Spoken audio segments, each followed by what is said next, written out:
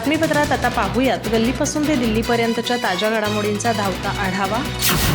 उपमुख्यमंत्री अजित पवार यांच्या विमान अपघातातील अकाली निधनाने संपूर्ण महाराष्ट्र सुन्न असतानाच सिंचन घोटाळा पुराव्यानिशी बाहेर काढणारे जलसिंचन विभागाचे माजी मुख्य अभियंता विजय पांढरे यांनी या प्रकरणावर आपली अत्यंत रोखठोक आणि खळबळजनक प्रतिक्रिया दिली आहे। अजित पवारांचा अपघात दुर्दैवी आहे, मात्र सरकारी चौकशी यंत्रणांवर माझा विश्वास राहिलेला नाही, अशा शब्दात पांढरे यांनी प्रशासकीय आणि न्यायालयीन व्यवस्थेवर तोफ डागली आहे। विजय पांढरे यांनी अजित पवारांच्या विमान अपघाताबाबत सुरू असलेल्या चर्चांवर भाष्य केलं। ते म्हणाले, अजित पवारांबाबत जी घटना घडली ती अतिशय दुर्दैवी आहे। घटनेवर अनेकांनी शंकाही उपस्थित केल्या आणि शंका येईल अशा काही घटनाही घडलेल्या आहेत। अजित पवारांनी निधनापूर्वी भाजपच्या 100 कोटींच्या घोटाळ्याची फाईल माझ्याकडे आहे असं विधान केलं होतं। त्यानंतर लगेच हा अपघात झाला, त्यामुळे अनेकांना घातपाताची शंका येते, मात्र वैयक्तिकरित्या मला यात घातपात वाटत नाही। तरीही DGCA या अपघाताचा जो अहवाल येईल तो सरकार आपल्या मर्जीनुसार तयार करून घेईल अशी मला भीती आहे। सत्य लपवून ठेवले जातात असा माझा अनुभव आहे, असा दावाही त्यांनी ABP माझ्याशी बोलताना केला। सिंचन घोटाळ्याबाबत भाष्य करताना विजय पांढरे यांनी न्यायव्यवस्थेवरही गंभीर आरोप केले। मी अजित पवारांवर आरोप केले ते व्यक्तिशः किंवा द्वेषातून केले नाहीत। राज्यातील जनतेचा पैसा हा अनाठायी खर्च होत होता म्हणून यंत्रणेवर केले होते। अजित पवार गेल्यानंतर आता या घोटाळ्यातील इतर आरोपींचं काय होणार? यात सांगायचं झालं तर मुळात आमचा न्यायालयावरील विश्वास उडाला आहे, असं विजय पांढरे म्हणाले। मुंडवा जमीन घोटाळा प्रकरणात पार्थ पवार यांच्या नावासंदर्भात उच्च न्यायालयाने काही ताशेरे मारले होते, ते दुर्लक्ष करण्यासारखे नाहीत। पार्थ पवार यांनी या प्रकरणी चौकशीला सामोरे जाऊन नंतर क्लीन होऊन बाहेर पडायला हवे, असे मत उद्धव ठाकरे गटाचे खासदार संजय राऊत यांनी व्यक्त केले आहे। अजित पवार यांच्या निधनानंतर दोन्ही राष्ट्रवादी पक्ष विलिनीकरणावर सुरू असलेल्या चर्चेदरम्यान संजय राऊत यांचे हे वक्तव्य महत्त्वाचं ठरत आहे। शरद पवार यांनी सुनेत्रा पवार यांच्यासोबत 1 ते 1.5 तास बंद दाराआड चर्चा केली। यात आश्चर्य वाटण्यासारखं काहीही नसल्याचे संजय राऊत यांनी म्हटले आहे। वास्तविक दोन्ही पक्षाची विलीनीकरणाची चर्चा आधीपासूनच सुरू होती, याची माहिती आमच्याकडे देखील होती, मात्र त्यामध्ये शिवसेना किंवा काँग्रेस यांना बोलण्याचा काही अधिकार नाही। या दोन्ही पक्षाचे विलीनीकरण झाल्यानंतर महाराष्ट्राच्या राजकारणावर होणारा परिणाम याविषयी आम्ही नंतर बोलू, असे देखील राऊत यांनी म्हटले आहे।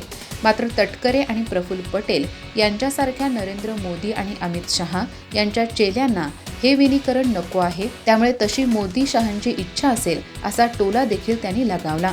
पार्थ पवार यांना मिळालेल्या क्लीन चिटच्या मुद्द्यावर राऊतांनी सडेतोड भूमिका घेतली। हायकोर्टाने यापूर्वी केलेल्या ताशेरांचे स्मरण करून देत हे सहज पुसले जाणार नाहीत, असे ते म्हणाले।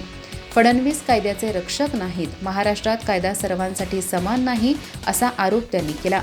पार्थ पवारांनी चौकशीला सामोरे जाऊन स्वतःला निर्दोष सिद्ध करायला हवे होते, असे ते म्हणाले। या संदर्भात बेनामी व्यवहार असा शब्दप्रयोग करत सरकार आणि सत्ताधाऱ्यांवर त्यांनी थेट टीका केली। राष्ट्रवादी काँग्रेस पक्षाच्या राष्ट्रीय अध्यक्षपदाच्या निवडीबाबत पक्षांतर्गत हालचालींना वेग आल्याची माहिती समोर येते। पुढील 1 महिन्याच्या आतच अध्यक्ष निवडणूक पार पाडण्याची तयारी सुरू असल्याचं सूत्रांचं म्हणणं आहे। अर्थसंकल्प अधिवेशनाच्या कालावधीतच पक्षांतर्गत प्रक्रिया पूर्ण करून नव्या अध्यक्षांची घोषणा करण्याचा विचार असल्याचं सांगितलं जातं।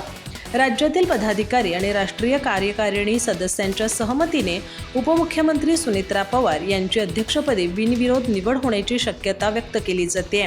दिवंगत उपमुख्यमंत्री अजित पवार यांच्या निधनानंतर 31 जानेवारी रोजी सुनेत्रा पवार यांनी उपमुख्यमंत्रीपदाची शपथ घेतली।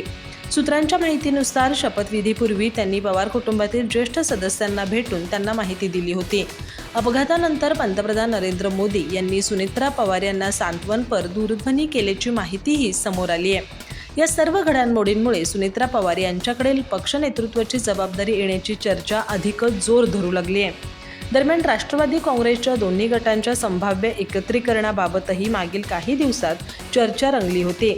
शरद पवारांच्या गटाकडून एकत्र येण्याचे प्रस्ताव अजित पवारांकडे येत असल्याची माहिती पक्षातील वरिष्ठ स्तरावर चर्चिली गेली होती। या प्रस्तावाबाबत अजित पवार यांनी पक्षातील वरिष्ठ नेत्यांना अवगत केलं होतं, मात्र या संदर्भात पंतप्रधान नरेंद्र मोदी आणि केंद्रीय गृहमंत्री अमित शहा यांच्याशी चर्चा करण्याची गरज असल्याचं पक्षानं मानलं होतं। सूत्रांच्या दाव्यानुसार या विषयावर मोदी किंवा शहा यांच्याशी कोणतीही चर्चा प्रत्यक्षात झाली नव्हती. भविष्यातील निर्णय सुनेत्रा पवार आणि राष्ट्रवादी काँग्रेसचे प्रमुख नेते घेतील असं पक्षातील उच्चपदस्थ सूत्रांचं म्हणणं आहे. सुनेत्रा पवार लवकरच दिल्लीत जाऊन नरेंद्र मोदी आणि अमित शहा यांची भेट घेण्याची शक्यता व्यक्त होतीये. या भेटीनंतर पक्षाच्या पुढील राजकीय धोरणांबाबत स्पष्टता होईल अशी अपेक्षा व्यक्त केली जाते. त्यामुळे अध्यक्षपदाच्या निवडीसह एकत्रीकरणाच्या चर्चांनाही नवे वळण मिळू शकतं. मुंबई महानगरपालिकेच्या महापौर पदाच्या निवडणुकीचा अधिकृत कार्यक्रम जाहीर झाल्याने शहरातील राजकीय हालचालींना वेग आला आहे. येत्या 7 फेब्रुवारी रोजी महापौर पदासाठी उमेदवारी अर्ज स्वीकारले जाणार असून 11 फेब्रुवारीला महापौर निवडीची घोषणा होणार असल्याची माहिती समोर आली आहे. त्याच दिवशी दुपारी 12 वाजता विशेष सभेचे आयोजन करण्यात आले आहे. या सभेच्या अवघ्या 15 मिनिटे आधी उमेदवारी अर्ज मागे घेण्याची अंतिम मुदत असणार आहे. त्यामुळे अर्ज भरल्यानंतरच्या घडामोडीही तितक्याच निर्णायक ठरणार आहेत. या निवडणुकीत महायुतीचे संख्याबळ स्पष्टपणे वरचढ असतानाही शिवसेना ठाकरे गट महापौर आणि उपमहापौर पदासाठी उमेदवार देण्याचा विचार करत असल्याची चर्चा रंगली आहे. संख्यात्मकदृष्ट्या कमी ताकद असूनही राजकीय संदेश देण्यासाठी उमेदवारी अर्ज दाखल करण्याचा पर्याय ठाकरे गट तपासत असल्याची माहिती मिळते. 7 फेब्रुवारीला ठाकरे गटाकडून अर्ज दाखल होणार का याकडे सर्वांचे लक्ष लागले आहे. या पार्श्वभूमीवर गटनेत्या किशोरी पेडणेकर आणि काही अनुभवी नगरसेवकांना मातोश्रीवर बैठकीसाठी बोलवण्यात आल्याचे समजते. मुंबई महापालिकेच्या 2026च्या अंतिम निकालानुसार भाजप 89 जागांसह सर्वात मोठा पक्ष ठरला आहे. शिवसेना ठाकरे गटाकडे 65, शिंदे गटाच्या शिवसेनेकडे 29, काँग्रेसकडे 24, मनसेकडे 6, MIMकडे 8, राष्ट्रवादी काँग्रेसकडे 3, समाजवादी पक्षाकडे 2 आणि NCPकडे 1 अशी जागांची विभागणी आहे. एकूण 227 सदस्य संख्या असलेल्या सभागृहात महायुतीला स्पष्ट आघाडी मिळत असल्याने महापौरपद त्यांच्या बाजूने जाण्याची शक्यता अधिक मानली जात आहे. संजय राऊत यांना विश्वास शब्द उच्चारण्याचा अधिकार नाही, कारण त्यांनी उभ्या हयातीत कुणावरही विश्वास ठेवला नाही. विश्वासघात करणं हा उभाटा आणि संजय राऊत यांचा DNA आहे असं म्हणत भाजपचे प्रवक्ते नवनाथ बन यांनी राऊतांसह उभाटावर टीका केली आहे. नवनाथ बन म्हणाले की शरद पवार यांना सोबत घ्यायचे का नाही हा निर्णय देवेंद्र फडणवीस, केंद्रीय गृहमंत्री अमित शहा आणि भाजप घेणार नाही. हा निर्णय राष्ट्रवादी काँग्रेसच्या सुनेत्रा पवार आणि त्यांचे नेते ठरवतील.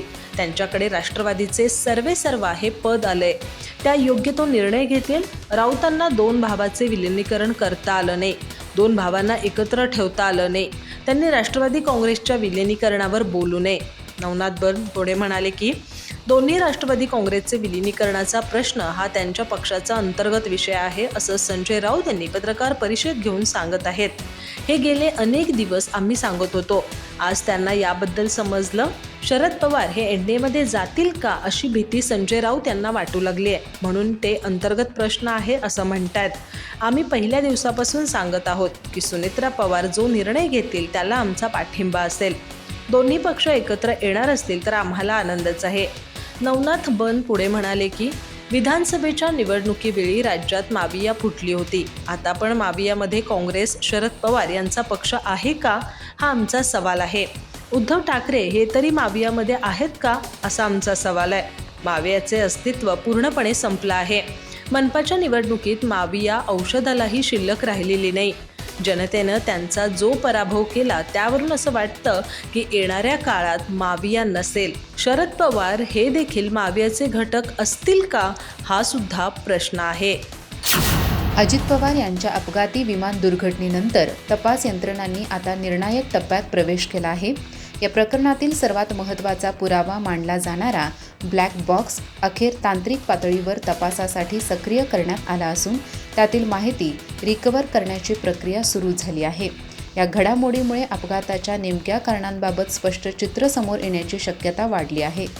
तपास यंत्रणांकडून अत्यंत दक्षतेने आणि प्रोटोकॉलनुसार ही प्रक्रिया राबवली जात असल्याची माहिती समोर येत आहे. विमान अपघातानंतर घटनास्थळावरून मिळालेल्या अवशेषांमध्ये ब्लॅक बॉक्स सुरक्षित अवस्थेत सापडल्याने तपासाला मोठी दिशा मिळाली होती. मात्र त्यातील डेटा उघडणे ही अत्यंत संवेदनशील आणि तांत्रिक प्रक्रिया असल्याने ती विशेष तज्ज्ञांच्या देखरेखीखाली सुरू करण्यात आली आहे.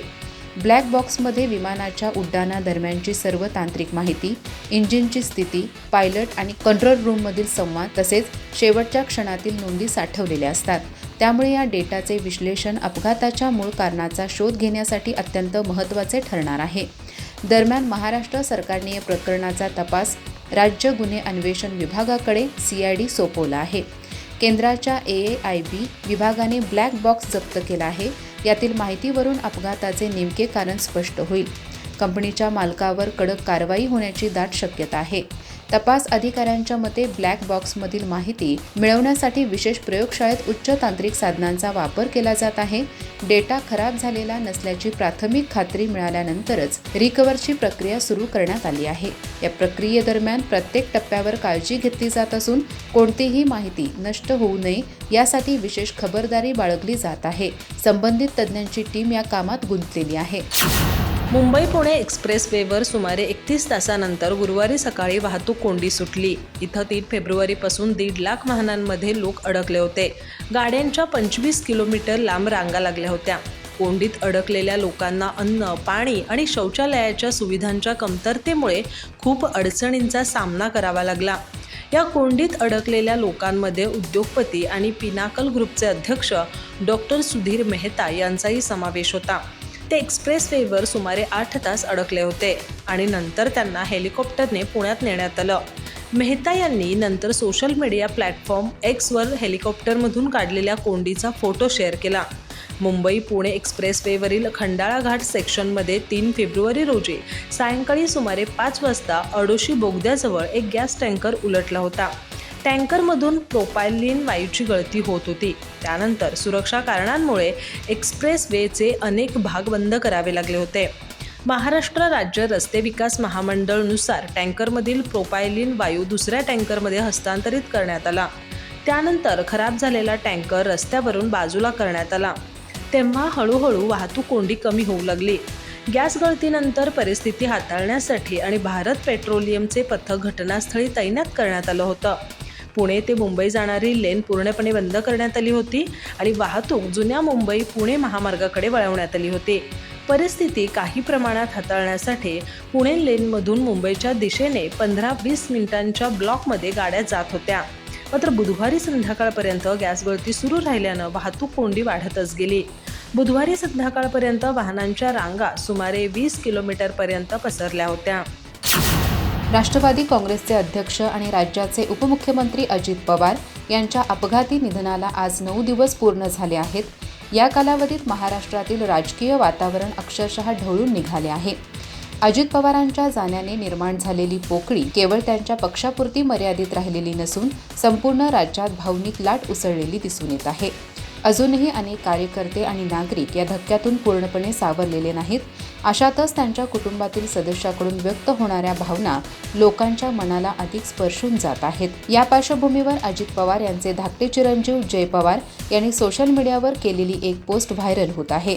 जय पवार यांनी आपल्या फेसबुकवर वडिलांसोबत संवाद साधतानाचा एक फोटो शेअर केला आहे. त्या फोटोसोबत त्यांनी लिहिलेला मजकूर अनेकांच्या डोळ्यात पाणी आणणारा ठरला आहे. डॅड, माझा प्रत्येक काळ आज आणि येणारा प्रत्येक उद्या तुमचाच आहे. तुमची प्रचंड आठवण येते. तुम्ही दाखवलेला योग्य मार्ग आणि तुमचे शब्द कायम माझ्या मनात जिवंत राहतील. अशा शब्दात त्यांनी आपल्या भावना व्यक्त केल्या आहेत. ही पोस्ट पाहून कार्यकर्ते, नेते आणि सर्वसामान्य नागरिक भावुक झाले असून मोठ्या प्रमाणात या पोस्टवर प्रतिक्रिया उमटताना दिसत आहेत. एकीकडे अजित पवार यांच्या आठवणींनी भारावलेले कार्यकर्ते तर दुसरीकडे पक्षात वेगाने घडणाऱ्या राजकीय हालचाली या दोन भावविश्वामध्ये राष्ट्रवादी काँग्रेस सध्या उभी असल्याचे चित्र दिसत आहे. जय पवार यांच्या भावनिक पोस्टने पुन्हा एकदा अजित पवार यांच्या स्मृती जाग्या केल्या असून त्याचवेळी सुनित्रा पवार यांच्या नेतृत्वाखाली पक्षाचे भवितव्य कोणत्या दिशेने जाईल याकडे संपूर्ण राज्याचे लक्ष लागून राहिले आहे. शोकातून सावरत असताना राजकीय समीकरणे वेगाने बदलत असल्याने राष्ट्रवादी काँग्रेससाठी हे दिवस अत्यंत निर्णायक ठरत आहेत. अधिक माहिती आणि ताज्या घडामोडींसाठी आजच आमचे चॅनल सबस्क्राईब करा.